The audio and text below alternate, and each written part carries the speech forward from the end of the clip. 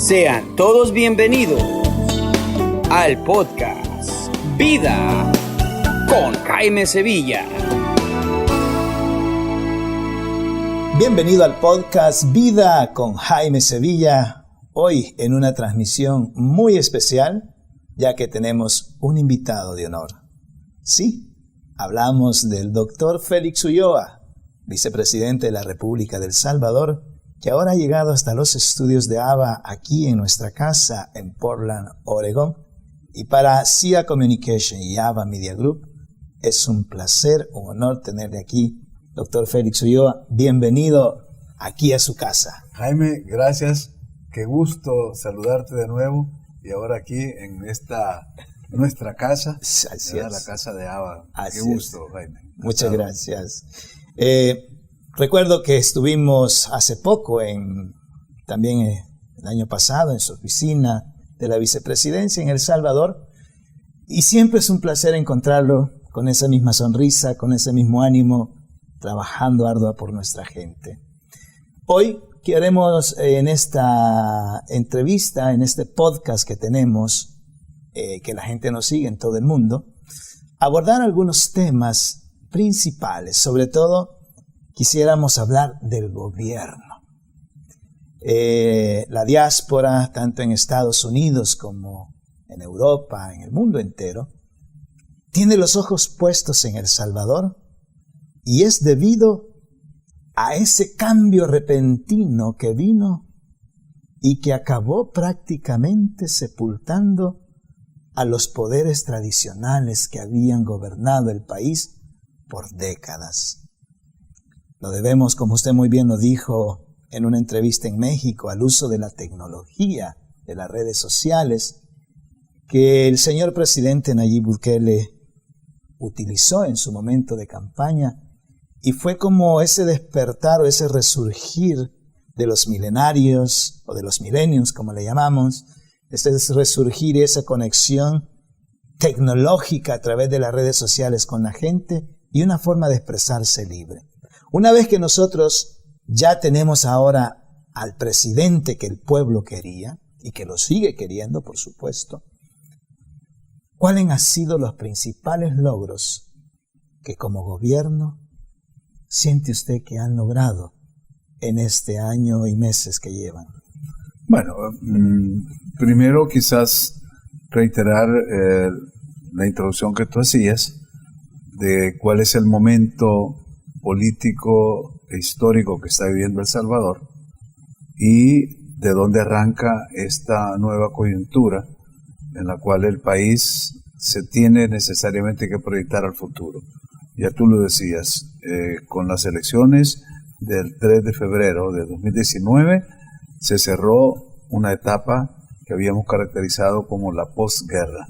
Es decir, después de la firma de los acuerdos de paz en 1992, que puso fin a la guerra, se entró en un proceso de nueva institucionalidad, la institucionalidad de la posguerra, que duró prácticamente casi 30 años, en la cual hubieron los gobiernos de las dos partes que se enfrentaron durante la guerra, que negociaron la paz y que administraron la posguerra. Fueron 30 años de gobierno de Arena, 20 años de gobierno de Arena, 10 años de gobierno del FMLN, o sea, 30 años es un periodo largo en el cual se debió haber aprovechado toda la cooperación internacional que llegó para la reconstrucción del país después de la guerra, toda la sinergia que se creó positiva en el pueblo, esperanzado a que terminados esos oscuros años de la guerra civil de los 80, los 90 y la década de los 2000, iba a servir para lanzar el país, catapultarlo hacia el desarrollo, el bienestar. Desafortunadamente, el pueblo vio que no era ese el rumbo que se llevaba. Sí hubo mucho bienestar, mucha bonanza económica, pero para pequeños grupos, pequeñas élites que se beneficiaron de ese modelo que se creó en la posguerra, donde la exclusión de las grandes masas de sectores, sobre todo rurales, no solo excluía a estos grupos vulnerables, sino que generaba condiciones para que se desarrollara una política que atentaba contra la misma democracia, y eran las pandillas que fueron creciendo. Entonces, modelo de exclusión en las comunidades, agravado por la violencia que generaron las pandillas, el resultado era flujos de migración forzada para Estados Unidos, para México, para donde se pudiera ir, porque la gente estaba desesperada, sin trabajo, sin oportunidades y agredida por estos grupos violentos. Entonces eso, que fue la culminación de ese proceso, hizo que el pueblo el 3 de febrero buscara otra opción, porque ya no les creía a los que habían administrado durante 20 años el gobierno, ni les creía a los que lo administraron 10 años después. Entonces la consigna era: no queremos que siga el FMLN, pero tampoco queremos que regrese Arena. Entonces es algo nuevo. Y eso es lo que presentó el presidente Bukele. Y como tú lo decías, él hizo uso exclusivamente de la tecnología, de las redes sociales, de esta nueva forma de comunicación, porque los poderes fácticos y tradicionales que controlan el sistema político, jurídico, económico, informativo del país estaban contra él, porque eso significaba el cambio del statu quo. Un statu quo en el que FMLN y Arena eran aparentemente enemigos, pero jugaban un juego que se llama suma cero, un juego en el que todo lo que gana un partido lo pierde el otro, y al final el que perdía era el pueblo. Entonces nos cansamos de ese juego suma cero y hemos decidido apostarle a un proyecto de win-win, es decir, ganaremos todo. Y eso es lo que decía el presidente Bukele cuando lanzó su mensaje en la Asamblea General de Naciones Unidas: somos un país en construcción, o sea, estamos construyendo. Y justamente estábamos ya por dar saltos cualitativos en la reconstrucción del país con megaproyectos como el aeropuerto en la zona oriental o el Surf City en toda la zona costera. Él había conseguido en un viaje que hizo a Japón, a China, a Qatar, ayuda por casi $1,000 millones para construir la Biblioteca Nacional, un nuevo estadio nacional, en fin, toda una serie de proyectos que iban a venir cuando nos cayó la pandemia. Y eso nos puso en pausa, y ahí nos hemos quedado con ese momento en el que, bueno, es el mundo entero el que está en esta situación. Nosotros esperamos salir de ella fortalecidos, con una nueva visión, con una aproximación al cambio, al desarrollo, a la armonía social, a la generación de empleo, con algunas de las victorias que tuvimos desde el inicio, y era el combate a la violencia y a la inseguridad. El plan Control Territorial, a pesar de que no tuvo el apoyo ni el respaldo de los otros órganos del Estado para otorgarle todos los financiamientos que se solicitaban, en su fase 1 y la fase 2, que era la que estaba empezando a implementarse, había logrado ya recuperar el territorio que anteriormente estaba en poder de los grupos criminales. Estaba logrando involucrar a la comunidad para generar condiciones en las que la seguridad volviera a las comunidades y la gente no se viera obligada a salir y a emigrar. Y íbamos a entrar a la fase 3, para eso era que se habían pedido los $109 millones, que nunca los aprobó la Asamblea. El plan tiene 7 fases. Si en la fase 1 y la 2 ya habíamos logrado recuperar territorios, llevar al Estado con sus servicios públicos, salud, educación, incluso recreación, se habían creado pistas para hacer patineta, para ciclismo, los cubos que se habían abierto en las zonas conflictivas. Todo eso iba generando un ambiente de desarrollo armónico en las comunidades. Pero repito, la COVID-19, eso nos ha puesto en pausa. Vamos a esperar cómo el mundo va a ir reaccionando para recomponernos en esta etapa de poscrisis, y ahí queremos tener ese encuentro, que ese fue el mensaje justamente que mandó el presidente a Naciones Unidas, de cómo Naciones Unidas debe jugar ese liderazgo, ese papel de rector en la comunidad internacional para irnos generando políticas globales que nos permitan a todos los países salir adelante de esta crisis. Muy bien, y qué bonito escucharlo. Viene a mi mente el plan Cuscatlán, ¿no? Todo lo que ha hablado. Dentro de todo este sistema de gobierno, con todos estos retos que se ha tenido, ¿Cuál ha sido la parte más difícil como gobierno para enfrentar las realidades salvadoreñas? Bueno, teniendo tantos problemas estructurales como la pobreza, la exclusión, la marginación, que vienen no de 50, 100 años, vienen casi prácticamente desde la República postcolonial que heredamos hasta las fallidas construcciones de la patria grande en Centroamérica, de buscar equilibrios y poder tener modelos de democracias en las cuales el trabajo, la dignidad del ser humano estén en el centro de la preocupación del Estado. Es muy difícil establecer cuál es el aspecto más triste, más difícil, porque varía según la coyuntura. Yo te podría decir que un momento difícil que ha encontrado este gobierno ha sido cuando la Asamblea Legislativa ha empezado a negarle toda la posibilidad de avalar los empréstitos internacionales para hacer frente a la crisis. Es un momento de mucha confrontación y solo se explica de una sola manera, y es lamentable que lo tengamos que ver en los próximos meses, pero es que ya entramos a una campaña preelectoral. O sea, vamos a tener elecciones el 28 de febrero del próximo año, ya estamos a menos de 6 meses prácticamente de la elección, entonces todo se lee en clave electoral. Y si el gobierno presenta una iniciativa que va a favorecer amplios sectores de la población, comunidades, regiones específicas del país, pues los diputados lo leen en clave electoral y van a ver si eso le va a permitir mayores adhesiones o soporte político al Ejecutivo, o si eso va a darle algún rédito a alguno de estos partidos, como por ejemplo en la distribución que se hicieron de los fondos para el fideicomiso. La Asamblea aprobó parcialmente ese fondo porque puso como condición que una buena parte de esos fondos aprobados fueran las alcaldías, porque las alcaldías están en manos de los partidos, y entonces los alcaldes iban a tener recursos para hacer obra y presentarlas durante las elecciones. O sea, pues que desafortunadamente nos cae un periodo electoral que nos va a distorsionar lo que debe ser una dinámica social, una política de concertación, de diálogo, en un ambiente de mayor armonía. Ojalá lo logremos después de las elecciones de febrero, porque en este periodo es entendible que nadie quiera hacer concesiones ni nadie quiera entrar a un proceso de diálogo, porque todo el mundo está en competencia, aún dentro de los partidos, en los distintos grupos, y al interior de los partidos se ve esta confrontación. Así que, desafortunadamente, repito, es un momento difícil por el periodo preelectoral, pero no quiere decir que no hay que hacer los esfuerzos para ir logrando esos espacios de diálogo.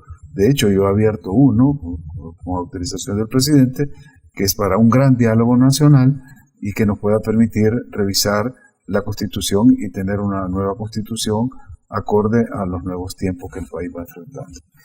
Es muy triste cómo nuevamente se vuelve a jugar con la vulnerabilidad de la misma gente, de que cuando se hacen las obras no se piensa en el desarrollo social y estructural que se va teniendo en las comunidades, sino que lo toman como un medio politizado para ganar adeptos en las elecciones, cuando es claro que como autoridad elegida debería dejar a un costado los intereses políticos y no importa si gane o no gane, debería determinar bien las obras que está haciendo, ya sea en tiempo de elección o no tiempo de elección. Entonces, ese es un tremendo reto para el gobierno, convencer incluso a los mismos candidatos que van a ser electos después de que no tienen que jugar con esa vulnerabilidad de la gente en tiempo de contienda. Ese va a ser un reto. No sé si estaremos listos para eso. ¿Qué cree usted? Bueno, mira, yo coincido contigo. Va a ser un reto. De hecho, es ya un reto. Porque te repetía, todo se lee en clave electoral. Yo mismo he tratado de evitar declaraciones públicas o entrevistas que puedan generarle más, como llevarle más fuel al fuego y hacerlo más grande. No hay que alimentar este momento de lenguaje inflamatorio que hay y una crispación política a veces innecesaria, pero como repito, se entiende en el marco electoral. El reto es cómo el gobierno, el Ejecutivo y los otros órganos del Estado logramos mantener una posición más institucional, que se lea en clave nacional lo que estamos haciendo, y cuando digo en clave nacional es que se vea que las resoluciones de la Corte Suprema de Justicia, que la legislación que aprueba la Asamblea Legislativa, que las actividades que desarrolla el Ejecutivo están todas orientadas al bien común, al bienestar del pueblo salvadoreño, a la búsqueda de esa realización de ideales comunes nacionales. Porque entonces sí, va a ser un solo color en el fondo, el color azul y blanco en esta bandera, y no los colores multicolores de cada partido. Y eso es lo ideal. ¿Y lo podemos conseguir? Yo creo que sí, con madurez. De hecho, un amigo que está en este momento en Londres, conocedor muy bien de El Salvador, trabajó mucho con Naciones Unidas en El Salvador, me decía, ¿por qué no promueven un pacto interpartidario de respeto mutuo y de una política limpia, sin que hayan pues estos insultos y calumnia, etcétera? Y ese es el deseo de todo el que está queriendo el bienestar del país. Yo le decía que sí, que me pareció una buena idea, que se la iba a trasladar, por ejemplo, al Tribunal Supremo Electoral, que como máxima autoridad y árbitro en este torneo, él puede llamar a los principales jugadores en el torneo y proponerles un pacto de esa naturaleza. Nos daría resultado, ya lo hemos hecho. De hecho, cuando yo fui magistrado convocamos a un pacto. Unos partidos llegaron, otros no, porque eso es voluntario. Unos dijeron, ¿y para qué vamos a ir a firmar lo que ya está en la ley? Si ya la ley de partidos políticos, el Código Electoral ya nos establecen eso. Bueno, es un poco para recordárselo, o sea, sacarlo en la ley y recordarle que se comprometan a cumplirlo. Pero los políticos a veces lo entienden de una manera, a veces de otra. Lo importante, como tú dices, es que ojalá todos pudiéramos despojarnos un poquito de esa camiseta partidaria y proyectarnos en función del país en un momento como este, en el que se necesita el mejor esfuerzo de todos y cada uno de nosotros para sacar el país adelante después de la pandemia. Sí, tengo que hacer esta pregunta. Leí un documento que mandó el Congreso de los Estados Unidos en El Salvador, donde debido a la mala información quizás o a la mala intención de algunos medios o algunas entidades o personajes, no sé, lo que sea, decía de que el presidente Bukele se ha vuelto o corre el riesgo de volverse un dictador en el país. O sea, eso lo dice bien claro el documento del Congreso de los Estados Unidos.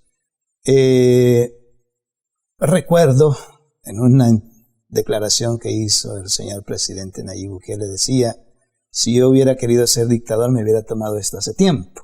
O sea, él mismo está diciendo de que no es un dictador. ¿Existe realmente un peligro en El Salvador? ¿O este tipo de rumores o este tipo de declaraciones es también con tintes políticos?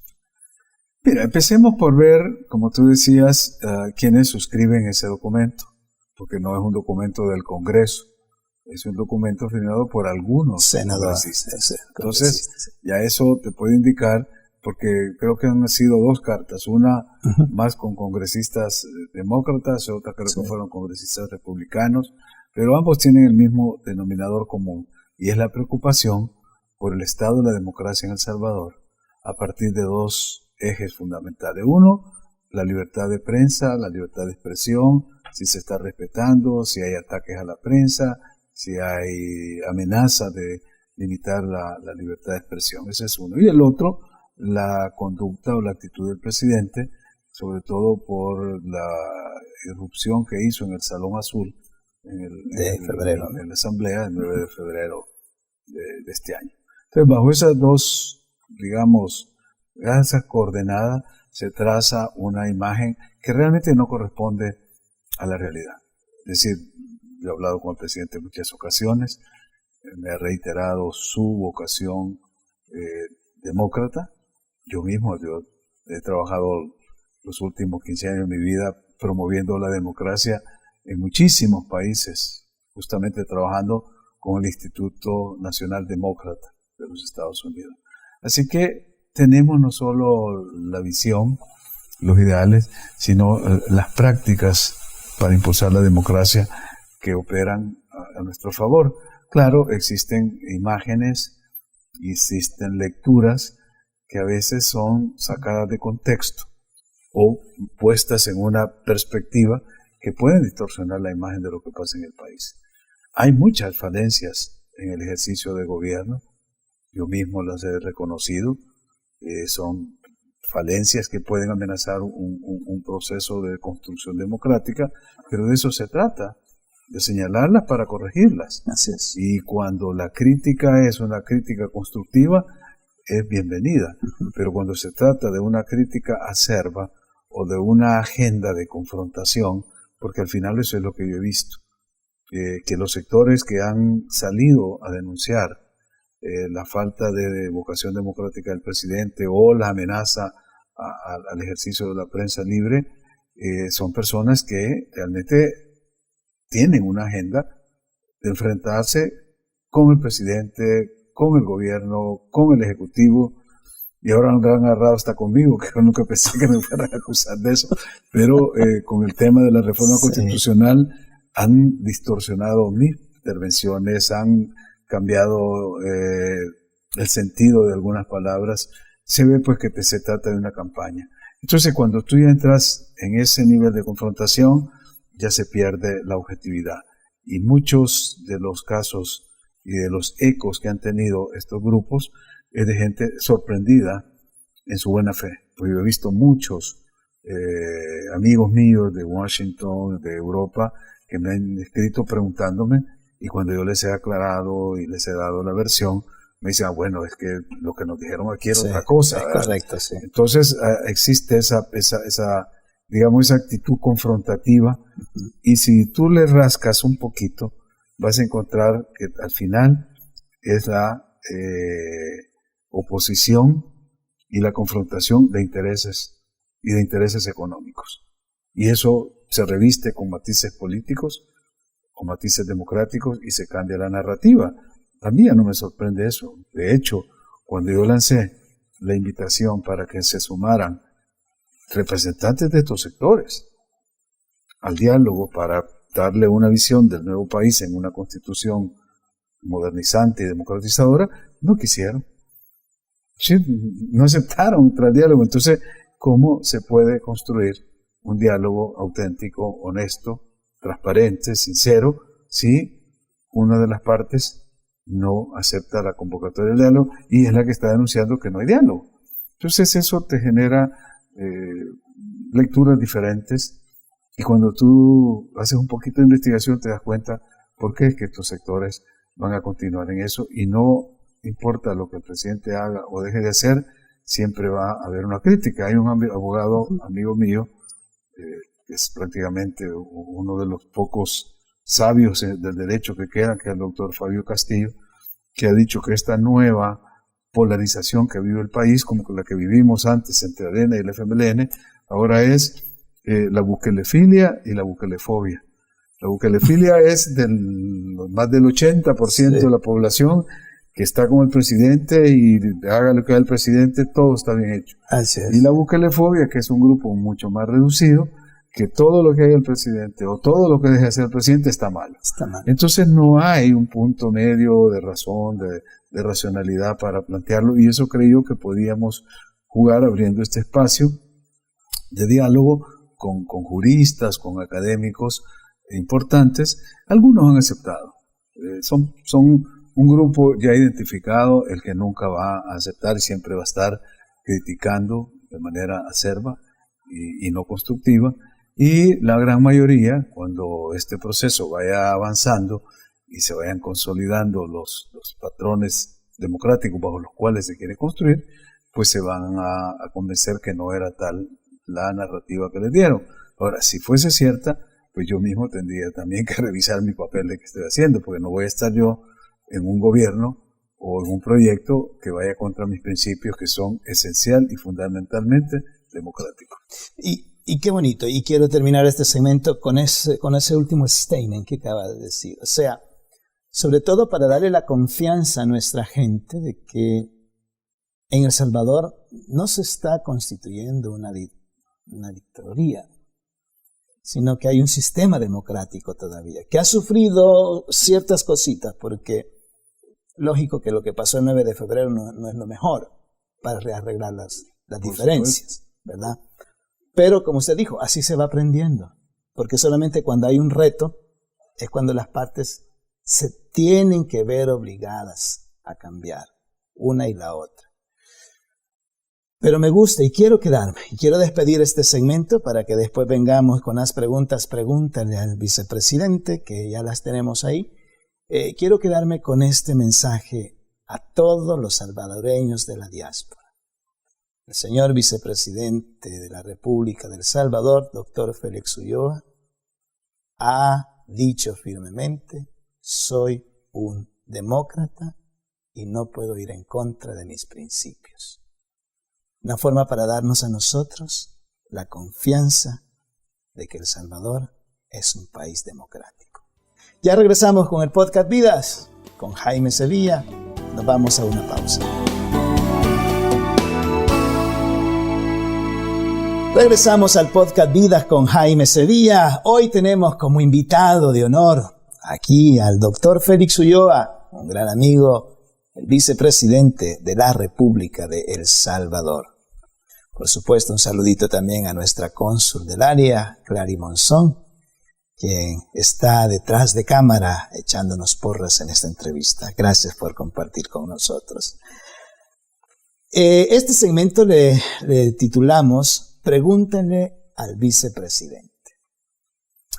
Y una de las preguntas que salió así rápidamente fue: ¿quién perdió los archivos de la masacre del Mozote?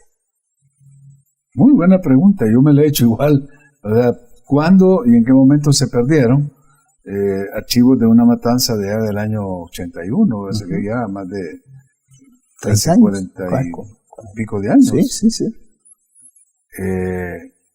Pudo haber sido que fue durante el periodo de la guerra, pudo haber sido cuando se empezó a negociar la paz, allá por el principio de los 90, y que había que no dejar evidencia.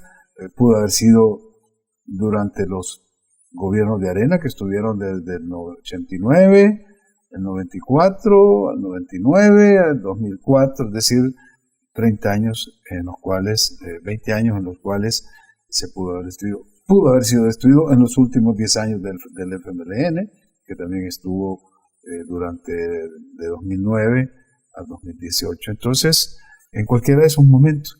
En el único momento que no se pudo haber destruido es en este gobierno. Porque como dijo el presidente Bukele, si los archivos estuvieran ahí, nada sería más cómodo para este gobierno de entregarlos al juez, porque todos los nombres que van a estar ahí no involucran a nadie, ni de mi gobierno, ni de mi generación, ni de mi familia. O sea, no tengo nada que perder con entregar esos documentos. Pero la verdad es que no están, y lo que hay sobre el tema, dijo, aquí está, y lo he entregado. O sea, se han entregado. Se han entregado, sí. Lo que pasa es que el acto de entrar al ministerio, ir a revisar, que era un poco el morbo que se creó en torno a eso, es lo que dijo: no, mire, eso no se puede. O sea, que hay documentos de seguridad nacional. No puede venir cualquiera a buscar. Usted pídame lo que quiera y si yo lo tengo, se lo entrego. De hecho, él entregó una caja de lo que hay y lo que ha sobrevivido a estos más de 30 y pico de años que ocurrieron los hechos.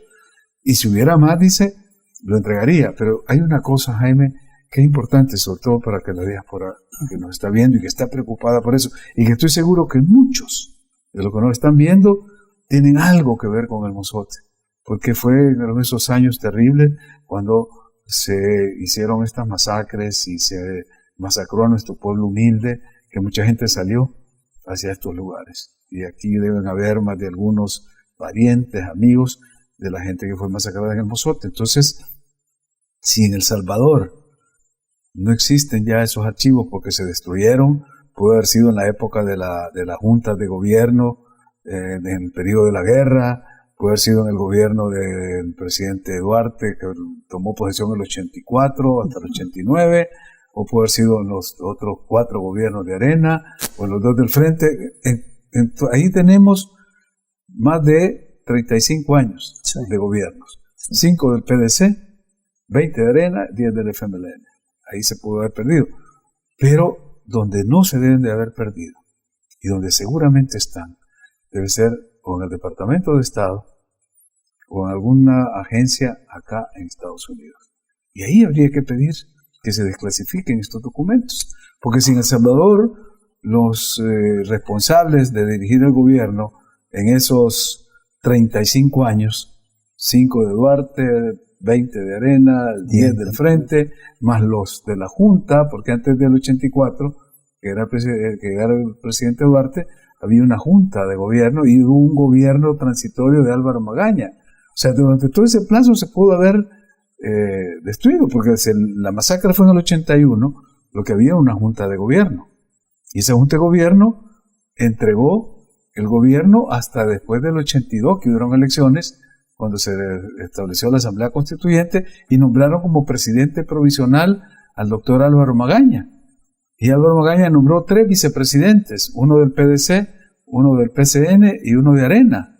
El de Arena era el mayor Roberto Dawiso, el que era vicepresidente. Entonces tenían acceso los militares a los archivos. Pero después ganó el presidente Duarte en el 84, en el 89 Cristiani, en el 99 Paco Flores, en el 2004 Tony Saca. O sea, pues después vino Mauricio Funes, Sánchez Serén. Cualquiera de ellos pudo haberlo destruido. No sabemos quién, pero donde no están destruidos, porque todo lo que se reportaba ya en ese periodo se mandaba aquí a Washington, a Estados Unidos. Hay que ir a buscarlo a alguno de estos archivos y pedir la colaboración del gobierno de Estados Unidos para que nos lo den. O sea, ustedes como gobierno, por decirlo así claramente, no tienen nada que temer, nada que esconder. No, absolutamente. Es más, a mí me hubiera gustado conocer más a fondo, porque de alguna manera, en ese periodo trágico de esos años, yo perdí a mi padre en el 80, unos meses antes de lo del Mozote, y nos gustaría saber qué pasó. Por eso decimos, si quien más interesado está en recuperar la memoria histórica, en saber lo que ha sucedido, somos nosotros, entonces no tenemos nada por qué ocultar. Y qué bonito escuchar eso, una buena respuesta. Muchas gracias por esa clarificación, y desde ya pedimos la colaboración de los Estados Unidos para que las víctimas que todavía viven ese dolor puedan tener paz sabiendo la verdad. Otra pregunta, casi por la misma línea. Acaba de surgir la condena por el Tribunal Supremo, ¿verdad?, de España, del coronel Inocente Montano, por la masacre de los jesuitas, que igual no tan terrible como la del Mozote, pero igual repudiable en todo el sentido de la palabra, ¿no? Dice, ¿dónde están los intelectuales de esta masacre? ¿Por qué la justicia salvadoreña se niega, según la pregunta, ¿verdad?, el contexto, se niega a perseguir a los autores intelectuales de esta masacre? Ese es, hacía el paréntesis la persona que preguntaba, y la otra era, ¿y qué va a hacer el gobierno para poder ayudar a hacer justicia? Bueno, mira, quizás para aclarar, en una república donde funciona el Estado de Derecho, los poderes centrales, lo que se llaman los órganos fundamentales del gobierno, son independientes y separados. O sea, pues que, por ejemplo, el Poder Ejecutivo o el órgano ejecutivo no puede interferir en el órgano judicial ni en el legislativo, y viceversa. Entonces, este tema de la justicia le corresponde al órgano judicial. ¿Sí? Son los jueces, magistrados, los que administran la justicia. Yo estoy de acuerdo de que por muchos años se intentó llevar a la justicia a los autores materiales e intelectuales de esta masacre de los jesuitas. Desafortunadamente, hubo una ley de amnistía. De hecho, hubieron 2 leyes de amnistía. La primera, que fue de 1992, mediante la cual se trataba de cerrar las heridas de la guerra y que todo el mundo pudiera ir y vivir en paz. Se dio esa amnistía porque había muchos procesos penales contra comandantes guerrilleros en varios tribunales penales. Entonces hubo que dar esa amnistía para que ellos pudieran entrar al país, porque si no, por orden de un juez los podían capturar. Y ahí el gobierno no puede hacer nada. Entonces lo que hizo la Asamblea fue decretó una ley de reconciliación nacional. Esa fue en 1992 y todos estuvimos de acuerdo y entraron los comandantes. Unos vinieron de México, otros bajaron de las montañas y hubo un encuentro y una reconciliación. Pero como se empezó a investigar por la Comisión de la Verdad algunos hechos que dice el derecho internacional de los derechos humanos, que son delitos que no se pueden amnistiar, ni se pueden perdonar, ni prescriben, que son los delitos de lesa humanidad. Entonces, en lo de la Comisión de la Verdad se empezaron a encontrar algunos de estos sucesos, ahí se aparece el caso del Mozote, de los jesuitas, etc. Y temerosos de que algunos funcionarios que estaban en los gobiernos de ese periodo fueran a aparecer involucrados, dieron la segunda ley de amnistía, la de 1993, justamente unos días después que apareció el informe de la Comisión de la Verdad, porque ya aparecían nombres de oficiales, de funcionarios que podían haber sido enjuiciados. Entonces, con la ley de amnistía, la segunda, se protegieron.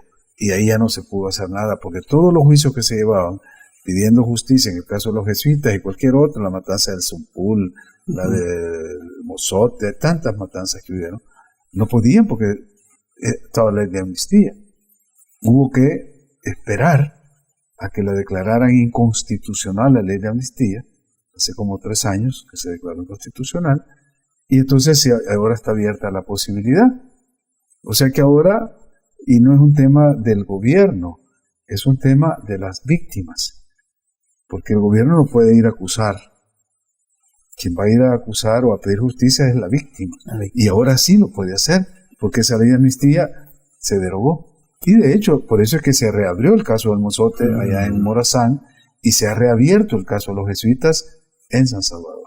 O sea, pues que el que quiera que le hagan justicia y que sienta que por la ley de amnistía pasaron más de 20 años de impunidad, ahora es el momento. La verdad es que no hubo así una avalancha de juicios que era lo que todos pensaban. Cuando quitan la ley de amnistía, va a venir la gente a poner denuncia y todo. No, la gente lo ha hecho con suma responsabilidad y hemos visto pues que no se ha desbordado la Administración de Justicia por ello. Es más, yo le propuse a la Procuradora de Derechos Humanos de la administración anterior que para juzgar estos casos no lo hiciéramos con la legislación común, la legislación penal, porque el mismo nombre dice legislación penal, es para penar, o sea, castigar. Al que comete un delito se le aplica la pena. Ese es el concepto de la legislación que está vigente en el país. Yo le decía a ella, hagamos una nueva legislación que se aplique la justicia transicional, la justicia reparativa, es decir, que ya no busca solamente el castigo, sino la reparación de la víctima. Y estuve de acuerdo, más, le diseñé un bosquejo, porque le dije, puede ser una legislación transitoria que dura unos 15, 20 años, mientras se evacúa cualquier caso, pues ya después de 20 años no va a quedar ningún caso de estos, de las personas que todavía tienen responsabilidad de lo que pasó en la guerra, como el caso de Montano, que aunque sea un hombre bastante mayor, pero ahí está, como cuando se jugaron los casos de la Segunda Guerra Mundial, sí, en Nuremberg y en otros países, que los procesados eran ya personas mucho mayores porque habían pasado tantos años. Correcto, sí. Entonces, la Procuradora estuvo de acuerdo, pero ya no pudimos terminar de desarrollar esa idea de que se creara una jurisdicción especial para juzgar los delitos cometidos durante el conflicto, dentro del marco conceptual, los principios y los mecanismos de la justicia transicional, y no la justicia penal, que es la que estamos aplicando ahora. Gracias por esa explicación magistral. Pregúntale al vicepresidente, viene otra. Dice, ¿Existe un pacto entre el gobierno y las pandillas, según denunciaron medios locales en El Salvador? Bueno, yo ahí sí no sé, porque por lo menos yo nunca me he reunido ni me han dado instrucciones, y se supone que si se hacen son secretas o confidenciales. Si algún medio tiene las pruebas, porque eso sería un delito. Claro. Un delito grave, porque está penada estos grupos como organizaciones terroristas. Entonces, si un medio tiene la prueba, grabó una conversación de un funcionario o tomó una foto que están reunidos, pues eso tiene que ir a la fiscalía y procesar a ese funcionario que se está reuniendo, y al solo reunirse, con solo sentarse, se comete un delito, porque estás ya con una persona que por definición está marcada como terrorista. Entonces, yo en lo personal no sé. Y si hay algún medio que tenga la prueba, si no lo hace, ese medio también está incurriendo en delito que se llama comisión por omisión. O sea, cuando tú conoces que se comete un delito o sos testigo del delito y tú no lo denuncias, tú ya sos partícipe del delito. Eres cómplice. Por omisión, sí. por no ir a denunciar. Este es un llamado entonces para aquellos medios que denunciaron esta noticia de que había un pacto entre el gobierno y las pandillas. Bueno, que lancen las pruebas, que vayan a la fiscalía, porque, como muy bien dijo el señor vicepresidente, son organizaciones consideradas o ya calificadas como terroristas. Y última pregunta que apareció ahí, hicieron muchas, pero la voy a hacer esta porque yo estuve en la toma de posesión suya, ¿verdad? Y que escuché el clamor, devuelvan lo robado. La pregunta es, ¿cuándo lo van a devolver? Esa fue la pregunta. Sí, bueno, es muy buena, porque de ser una consigna de campaña, se volvió una demanda social muy fuerte. Sí. El pueblo quiere que devuelvan lo robado. Así es. Porque si no, con lo que lo condenen 5 o 10 años, salen y salen a disfrutar de lo que le defraudaron al pueblo, lo que se robaron, o se lo dejan a sus herederos, a su familia, y no es justo, porque es dinero del pueblo. Lo que sucede es que en estos temas hay que ir actuando con suma responsabilidad y con suma cautela, y se van a ir estableciendo los casos de manera tal que las evidencias que se recojan son las que se van a llevar para poder recuperar eso. Y ya se han ensayado o se estarán ensayando 2 vías prácticamente. Una, las acciones para que se regrese eso. Ya creo que hubo un fallo de un juez que ya aceptó que se embargue a la empresa esta Astaldi por más de $240 millones por el tema que se hizo en el caso de la CEL. Entonces ya eso es un caso judicializado para ir recuperando esos dineros que se... Que del pueblo. Que eran del pueblo. Sí. Esos 240 millones eran de los impuestos nuestros. Y se los llevaron estas empresas por mecanismos que en el juicio van a salir. El otro es evitar que nos sigan robando. Y para eso tenés que blindar el sistema tributario, porque por ahí es que se evaden muchísimo. Hay casos, bueno, según el Global Financial Transparency, en El Salvador eran $2.000 millones, o sea, 2 billones al año que se van por evasión y por elusión. 2 billones. $2.000 millones en impuestos no pagados. O sea que si ese dinero lo pudiéramos detener, que no se salga de las arcas del Estado, tendríamos recursos para desarrollar el país. Pero estas élites, estos grupos, muchos de los abogados de estos que salen criticando la reforma constitucional son los expertos en hacer estas evasiones. Por eso es que no quieren que hayan cambio, porque ellos están felices con este statu quo, con una política fiscal como la actual. ¿Quién va a querer que cambie esto? Y que te pongan ya control e impuestos y que ese dinero entre en las arcas del Estado y se quede. O sea, porque entra por la vía de los tributos, ¿verdad? Como el IVA, lo que pagamos, pero en cuanto a patrimonio, en cuanto a renta, en cuanto a utilidades, ahí es donde se diluyen, se evaden todos los impuestos que el Estado debió haber recuperado para transformarlo en bienes y servicios para el pueblo. Salud, educación, vivienda, carreteras, etc. 2.000 millones de dólares. Anuales. Y el reporte es de 2000 a 2016, el que yo leí. O sea que 16 años, 36 mil millones de dólares que el país no lo recibió. ¡Wow! Por eso decía, cuando andaba en contienda, el señor presidente Nayib Bukele decía, si es que si no roban, alcanza para todos. Cuando no se roba, el dinero alcanza. Alcanza. El país es rico, lo que pasa es que lo han empobrecido estos pequeños. ¡Qué triste! Estamos en el podcast Vida con Jaime Sevilla. Datos muy interesantes y que ahora nuestra comunidad recibe de primera mano. Nadie le cuenta. Lo dijo el señor vicepresidente, lo dijo aquí en ABA, lo dijo en el podcast Vida. Cuando regresemos, hablaremos sobre la reforma de la Constitución de la República de El Salvador.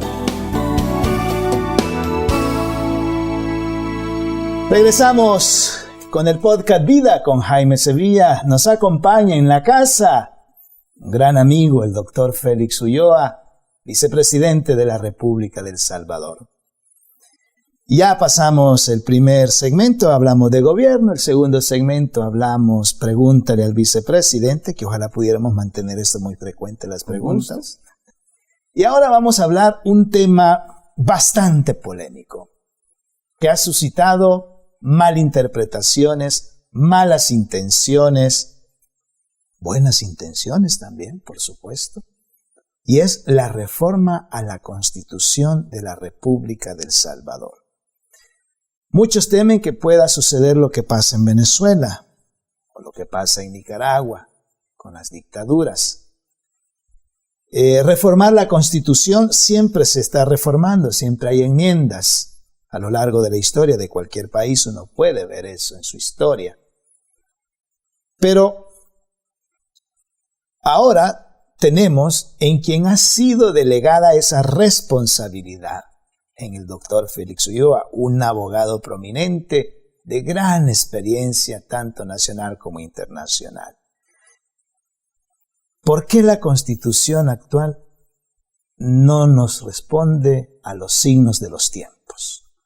Bueno, gracias por darme la oportunidad de explicar este proyecto que ha sido un sueño en mi vida. Es decir, esto es una carrera contra el tiempo que yo inicié hace más de 25 años, de empezar a plantear la necesidad de actualizar nuestro marco constitucional y nuestra Carta Magna a los nuevos tiempos, pero siempre los sectores retardatarios, los sectores que están cómodos con el statu quo, no quieren el cambio. Y cuando han ido aceptando los cambios, han sido esos cambios que tú señalabas muy puntuales.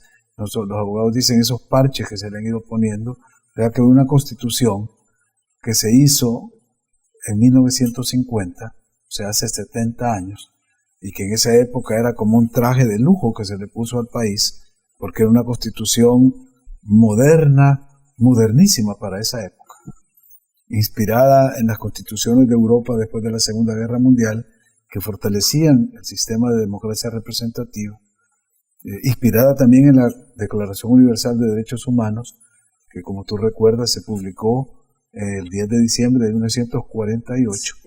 Entonces, en el 50, nuestros padres fundadores de esa época tenían todo ese bagaje de conocimiento, de nuevas corrientes, y las pusieron en la Constitución. Entonces era un traje de lujo que se puso El Salvador, que todavía vestía una vestimenta semifeudal, vinculada pues a los pasados que tenía el país, un país monocultivador, solo con el café, que todavía no tenía una moneda en las tiendas de raya.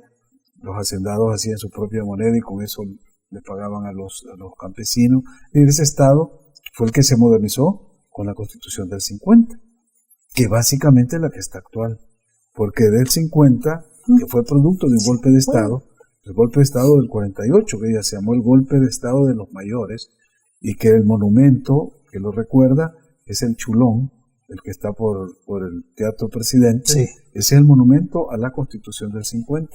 Entonces, después del golpe de Estado se dio esta Constitución muy moderna, muy democrática, y en el 60, 10 años más tarde, hubo otro golpe de Estado, que derrocó al presidente Lemos y se reformó esa Constitución. Pero solo le cambiaron el periodo del presidencia, del mandato presidencial, que antes duraba 6 años, lo bajaron a 5 años. No le tocaron mucho, y luego hubo otro golpe de Estado, 19 años más tarde, en 1979, que es el golpe de Estado que abrió el periodo de la guerra civil en El Salvador. Entonces, después del golpe de Estado del 79, se hicieron estas elecciones que te comentaba en 1982, esa asamblea se autoproclamó constituyente y tomó la constitución vigente del 50, le hizo algunos cambios ya más sustanciales y apareció la constitución del 83. Por ejemplo, esa constitución, además de crear la sala de lo constitucional que no existía, hizo una reforma a la tenencia de la tierra y la limitó. El artículo 105 limita, nadie puede tener más de una extensión, creo que son 243 hectáreas, cuando antes unas familias tenían 5.000 manzanas, 8.000 manzanas, eran los latifundios de ese modelo vinculado al feudal. Entonces ya se modernizó. Entonces todo eso es muy bueno porque le iba dando al país otro perfil. Pero estábamos en guerra. O sea, estábamos en los primeros años de la guerra, el 83, que sale esta constitución. La mitad del país estaba alzada en armas. Había una fuerza opositora que se había levantado en armas, que tenía los frentes de guerra, y un movimiento social contestatario que no participó en esa constitución. O sea, una constitución que nos la dieron los que en ese momento eran los que podían tomar decisiones. Ahí no había nadie vinculado al sector insurrecto. Entonces, cuando se firmó la paz en el 92, ya el sector insurrecto, que había estado excluido en el 83, logró introducir algunas reivindicaciones como, dijo, bueno, la guerra, ¿por qué empezó la guerra?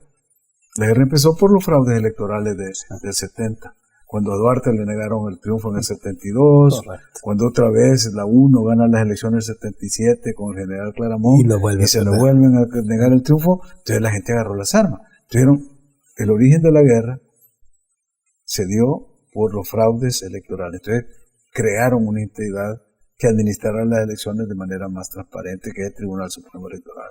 Bueno, se violaron muchos derechos humanos en la guerra, las masacres, Mozote, los jesuitas. Entonces se creó la Procuraduría para la Defensa de los Derechos Humanos, creación de los acuerdos de paz. Se cambió la policía, porque antes la policía era un lugar de tortura, de maltrato, de persecución política, y estaba adscrita al Ministerio de Defensa. O sea, la policía era parte de la Fuerza Armada. Entonces dijo, no, la policía tiene que ser civil y controlada por civiles, y por eso se crea la Policía Nacional Civil. Sí. Y por eso es que ningún militar puede ser director de la policía, tiene que ser civil. Y así pues se hicieron estos otros cambios, pero quedó todo un área descubierta, que fue todo el capítulo de las transformaciones económicas sociales. Por eso es que el modelo económico quedó intacto y se reprivatizaron muchos de los bienes que el Estado había estatizado, los había nacionalizado, y los bancos sobre todo fue parte del botín. La venta que se hizo de grandes empresas como la Antel, las telecomunicaciones, o las pensiones que se privatizaron. O sea, se generó toda esa, digamos, piñata neoliberal durante ese periodo, y ahora estamos en un momento de reflexión a nivel mundial. Queremos repensar el país ya viéndolo en los nuevos tiempos, y repensarlo no es tocar el sistema político como han anunciado algunos, porque el sistema político todos sabemos que es de las cláusulas que no se pueden modificar, a menos que hubiera una revolución como la que se trató de imponer, que iba a poner un modelo totalmente socialista, o una revolución que puede ser al contrario, como la que hizo no sé, después de la Segunda República en España, donde llega Franco y crea otro. Sí. O sea, esos modelos totalitarios son los que no queremos, y hay suficientes candados en la Asamblea para que no se den. O sea, el sistema político nuestro es republicano, democrático y representativo. Así es el artículo 85. O sea, pues que si alguien quiere que tengamos aquí un rey, no se puede. No se puede. Porque no es una monarquía, es república. Y eso ya estamos claros en esas cláusulas, pero hay muchas otras de esas instituciones que se crearon en los años 50 que ya están obsoletas. Aún la de los acuerdos de paz. Todo el mundo se queja de que el Tribunal Supremo es juez y parte, todo el mundo pide que se separen las funciones, que hayan jueces electorales que solo administran justicia y hay administradores electorales que administran las elecciones para que no haya esa digamos, mezcla de funciones entre jurisdiccionales y administrativas.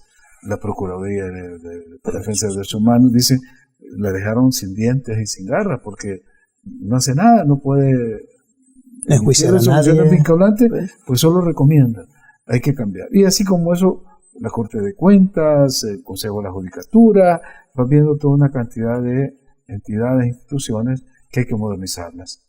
Los mismos gobiernos locales, que fueron concebidos en el régimen de los años 50, ahora de lo que se habla es de la descentralización del Estado, del traslado de competencias del gobierno central a los gobiernos locales, es decir, es una visión moderna.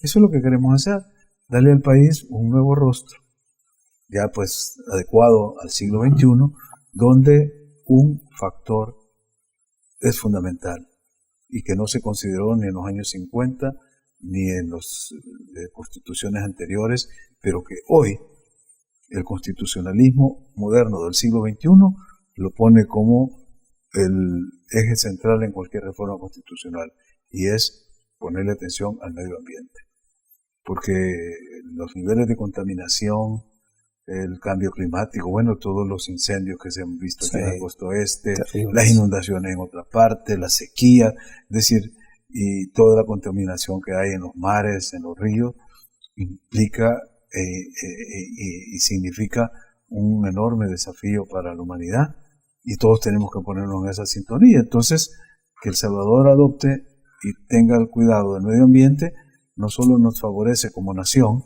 porque estamos perdiendo el único río que tenemos, el río Lempa. Sí. Ya se anunció que en un par de años se va a morir si no lo cuidamos. Sí. Ya casi es una quebrada de invierno cuando lo pasa. Tenemos contaminado casi más del 80% del sistema hídrico de todos los ríos. Los bosques, 80% son aguas contaminadas de todos los ríos del país.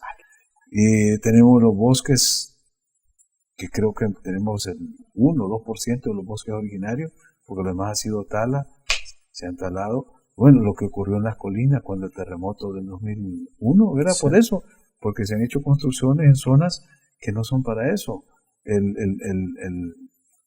Se llama el Sitio del Niño, que es un valle de vocación agrícola que le podía dar de comer no solo a El Salvador, sino para exportar.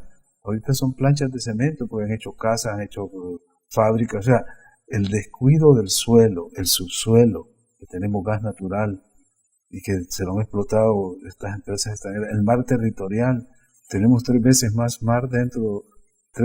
territorio dentro del mar que el que tenemos afuera, no lo hemos explotado. Ahí llegan los barcos de Japón, de Noruega, todo a llevarse los peces, y son nuestros, es nuestro patio, no lo cuidamos. Es decir, cuando estás viendo todo eso, decís, hombre, tenemos que poner orden en esto, porque los que nos precedieron, los que hicieron estas normas, no lo veían, y a lo mejor tampoco en esa época no era tan grave el problema, o sea, no había esos niveles de contaminación de plástico que vemos ahora en todos los mares en los últimos años. Entonces, es necesario, y el mundo entero esté en esa batalla, porque como dice un amigo, no hay planeta B. O sea, aquí estamos en este planeta y lo estamos destruyendo, y aquí la especie humana va a ser la causante de que este planeta colapse. Entonces, entre todos vamos a ir poniendo algo desde nuestras propias realidades. Si la nuestra es chiquita, de 20.000 kilómetros cuadrados, hagamos nuestra tarea en esa partecita pequeña. Y qué bonito saber de que La reforma de la Constitución también va en la línea de proteger nuestros recursos naturales. Muchas veces la gente solamente piensa la parte política o la parte de gobierno. No piensa que la reforma constitucional abarca tantos aspectos como muy bien usted lo ha explicado. Por una razón, Jaime, y con eso empiezo yo siempre diciéndole, mire, cuando uno estudia Derecho en una materia que se llama Teoría del Estado, le enseña que el Estado se compone de 3 elementos fundamentales. Todo Estado. Primero, el territorio. Un Estado sabe sus límites, su frontera y todo. Segundo, la población, o sea, los que viven en ese territorio. Y tercero, el gobierno, o sea, el sistema de instituciones, de leyes, para que esa población viva en armonía en ese territorio. Claro. Entonces, territorio, población y la normativa, o sea, las leyes, las instituciones y todo. Todas las reformas siempre se le hacen aquí arriba, a las instituciones, a los procedimientos, a las leyes, pero la población nadie sabe. Yo le había dicho, ¿cuántos salvadoreños somos? Nadie sabe. Los que vivimos aquí en el territorio y los que están fuera. Entonces, una de mis tareas, que ya está definida, que lo voy a hacer con el equipo que estamos trabajando, es que esta reforma constitucional va a ser la más participativa y que va a consultar a todos los salvadoreños que estén interesados en opinar. Porque lo mismo hicimos con el Plan Cucatlán. El Plan Cucatlán, dijo el presidente Bukele, no va a ser el plan que yo quiera, ni el que quiera un partido, no. Va a ser el que el pueblo quiera. ¿Y cómo le va a consultar al pueblo? Es demagogia, es mentira. Todas las acusaciones. Sí.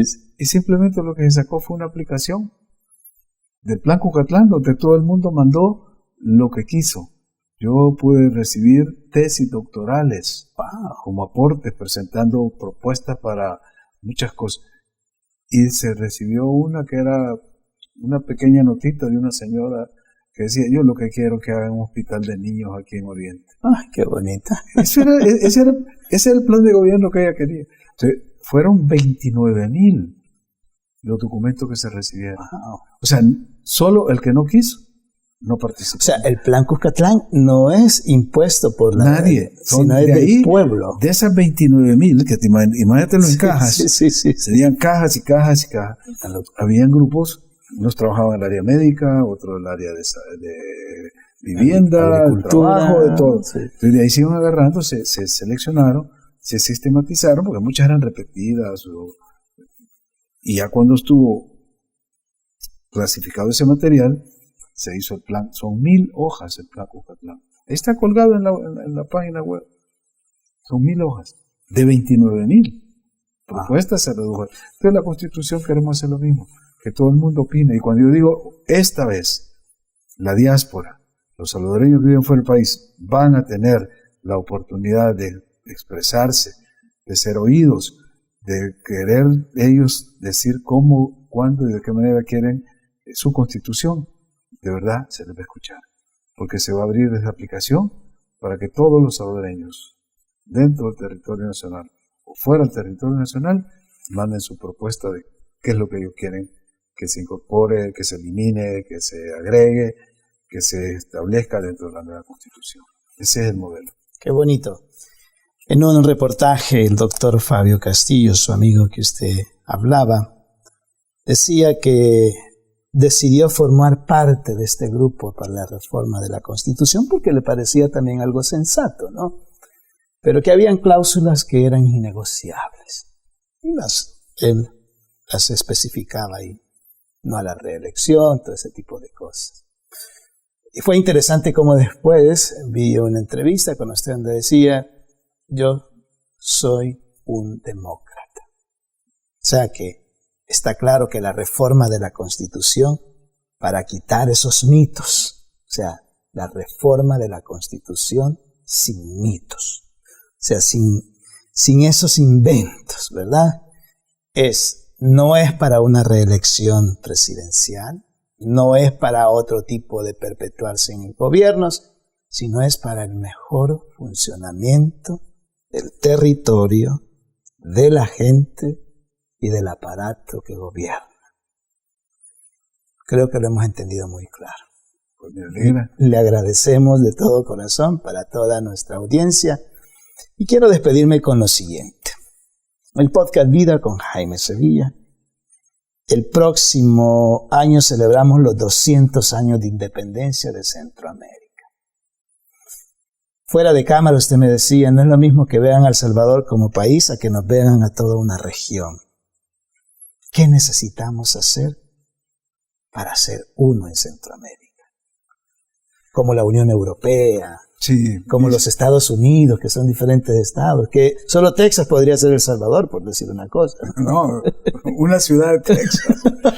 Texas ahorita se compara con Rusia. Sí. O sea, el Sí, estado sí, de sí, Texas sí. es casi la economía rusa. Sí. No, más modestamente, nosotros es una de las batallas que estamos dando también. Otro sueño de mi vida, ver reconstruida la patria grande de que soñó Morazán, una sola Centroamérica. De hecho, hoy que vamos a cumplir el bicentenario, esta mañana, por cierto, tuve una llamada de un amigo de El Salvador que me dice que un profesor, el doctor Santano, mexicano, que ha escrito la biografía de Francisco Morazán, está dispuesto a ir para dar unas conferencias allá sobre la vida de nuestro héroe, ¿verdad? Prócer, el hombre Morazán. La idea nuestra es trabajar duro en estos años. De hecho, cuando nosotros asumimos el gobierno el 1 de junio del año pasado, le tocaba a El Salvador ejercer la presidencia pro tempore del sistema, que se rota cada 6 meses. Entonces nos tocaba de enero a diciembre del 2019. En ese periodo, aprovechando que el protocolo de Tegucigalpa de 1991 crea la instancia de los vicepresidentes, yo convoqué a los vicepresidentes de Centroamérica y llegaron, solo 2 se excusaron, pero los demás nos reunimos y asumimos un rol de ir elevando el nivel del debate político en la región, porque hay mucho debate técnico sobre cuestiones específicas de energía, de impuestos, de aduanas, pero el debate político grande de cuándo nos unimos para tener el modelo de la Unión Europea siempre se ha ido dejando de lado. Entonces, bueno, de hecho, viste que tuvimos hoy la conversación con el Parlamento Centroamericano, porque es uno de los compromisos de integrar al Parlamento Centroamericano dentro del sistema como una entidad que tenga la facultad de dar normas de carácter comunitario, o sea, que den normas que sean obligatorias en los 8 estados que formamos el sistema, porque ya de los 5 países que éramos las provincias que nos separamos de España, en el 2021 van a ser 200 años, o sea que en 1821 Panamá no existía, era parte de Colombia, Belice era parte del Guatemala británico, y la República Dominicana estaba invadida por Haití. Entonces solo éramos 5 naciones. Ahora, en el 2021, somos 8. Porque a las 5 originales se sumó Panamá, luego Belice y la República Dominicana. Entonces el sistema, el SICA, somos 8 estados y va a cumplir 30 años, porque fue adoptado en 1991. O sea que para 2021 cumple 30 años. Y ya no somos 5 naciones, somos 8. Y esas 8 es la que yo te decía, somos la 4ª economía de América Latina. Y si sumas todo el territorio de los 8 estados, somos más de 550,000 kilómetros cuadrados. O sea, somos más grandes que España. Más grandes que España, si sumar los 8 estados. Entonces eso es lo que se trata, de crear esa gran nación, esa gran comunidad, esa unión centroamericana. Con solo eso ya sería suficiente. Para muchos el sueño es volver a la Federación Centroamericana, que sería como Estados Unidos, que son estados federados. Está la Federación, el Congreso Federal, la Presidencia, la Corte Suprema Federal, y están los estados. Pero ojalá podamos llegar a ello, tal vez en el 3er siglo. Pero en este segundo, con solo que lográramos la unión, como la Unión Europea, sería un sueño hecho realidad. Gracias. 2 sueños del doctor Félix Ulloa: la reforma de la Constitución y la unión de las 8 repúblicas centroamericanas. Al despedirnos, un mensaje que le quiera enviar a todos los salvadoreños fuera del Salvador y también en los del Salvador que nos escuchan. Bueno, de lo que hemos conversado con Jaime en esta ocasión, ustedes saquen sus conclusiones, vean dónde se ubican, qué áreas, qué parte, qué función a ustedes como ciudadanos les gustaría aportar en esta construcción del nuevo país, a lo que llamó el presidente Bukele en su mensaje a Naciones Unidas, cuando ellos somos un país en construcción. Bueno, ¿dónde le aportamos?